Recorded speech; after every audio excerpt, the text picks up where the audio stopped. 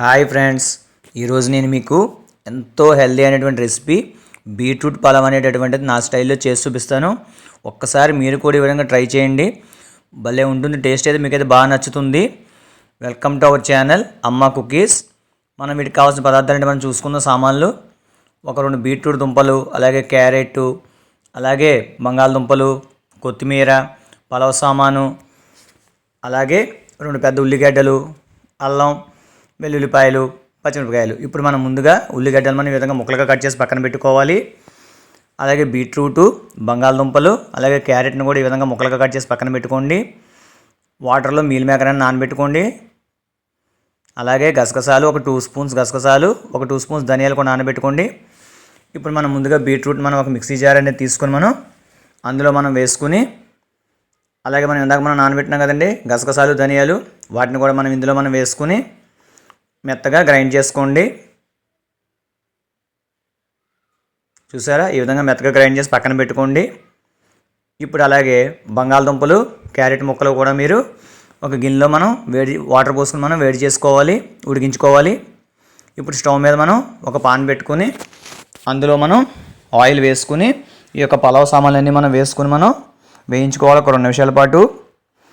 ఇప్పుడు మనకి వేగాక అల్లం వెల్లుల్లి పేస్ట్ అనేది మనం వేసుకుని ఒక 2 నిమిషాల పాటు మనం పసిరివాసన పోయే వరకు మనం వేయించుకోవాలి. ఇవి ఇలా వేగాక సన్నగా తరిగి పెట్టినటువంటి మనం ఉల్లిపాయలను కూడా మనం వేసుకుని ఒక 2 నిమిషాల పాటు మనం వేయించుకోవాలి. మరి ఇది బాగా వేగట్లేదండి ఉల్లిపాయలు. ఈ విధంగా మనకు ఉల్లిపాయలు కూడా వేగాక మనకి ఇందాక మనం గ్రైండ్ చేసి పెట్టినాం కదండి బీట్రూట్ మిశ్రమం, ఆ మిశ్రమాన్ని మనం ఇందులో వేసుకుని మనం వేయించుకోవాలి ఒక 2-3 నిమిషాల పాటు. ఈ విధంగా మనం కలుపుకుంటూ వేయించుకోండి, లేకపోతే కింద మాడిపోతుంది.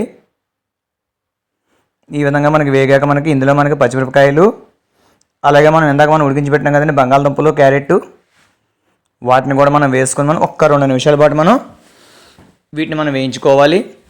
ఇవన్నీ ఇలా మనకి వేగాక ఇప్పుడు మనం ఇందాక మనం నానబెట్టి పెట్టినాం కదండి మీల్ మేకరు, దాన్ని కూడా మనం వేసుకోవాలి.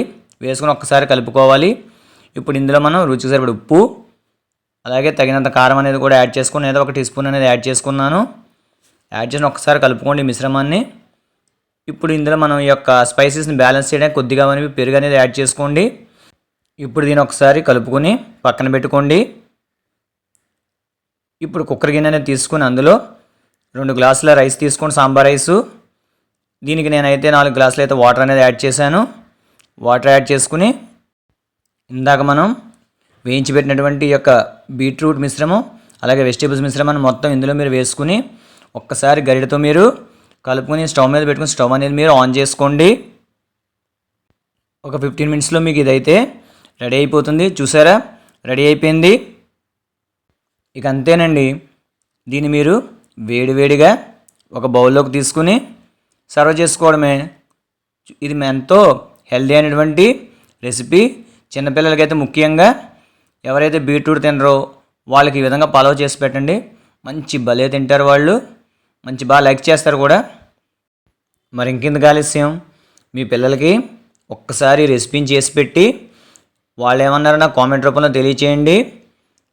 నచ్చిందా వీడియో? మరి ఇలాంటి వీడియోల కోసం మన ఛానల్ మీరు సబ్స్క్రైబ్ చేసుకోండి. మీకు మన ఛానల్ ఎలాంటి వీడియోస్ కావాలో నాకు మీరు కామెంట్ రూపంలో తెలియచేయండి. మీకు ఏమైనా సజెషన్ ఇవ్వాలనిపిస్తే నాకు కామెంట్ రూపంలో తెలియచేయండి. మీ సజెషన్ ఖచ్చితంగా ఫాలో అవుతాను. Thank you. వీడియో నచ్చింది అనుకుంటున్నా. బాయ్. నెక్స్ట్ వీడియోలో కలుద్దాం.